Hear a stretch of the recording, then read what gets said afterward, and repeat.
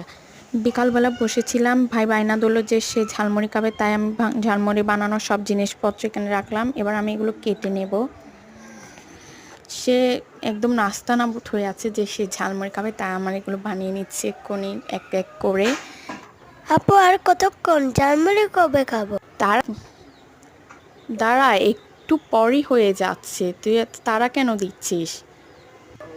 তো আমি এক এক করে এগুলো সবগুলো নিয়ে নিচ্ছি, নিয়ে এক্ষুনি এগুলো ইয়া করে ফেলবো, সবগুলো মিক্স করে ফেলবো এক্ষুনি। এগুলো আমি ভালো করে মিক্স করে নিচ্ছি।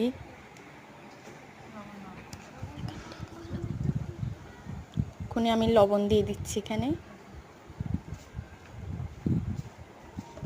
ভালো করে মেখে নিচ্ছি। লবণ দেওয়ার পর এগুলো ভালো করে মেখে নিচ্ছি। তো এখানে এক্ষুনি আমি কাসুন্দি দিচ্ছি। কাসুন্দি আমরা ঝালমুড়ি বানালে ওখানে কাসুন্দিটা অবশ্যই থাকবে, অবভিয়াসলি কাসুন্দিটা দিতেই হবে আমাদের।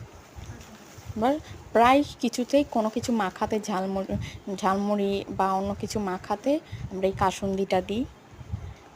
এখানে এখন সরিষা তেল দিয়ে দিচ্ছি। এবার এটা ভালো করে মেখে নিয়েছি। এখন চানাচুর দিচ্ছি।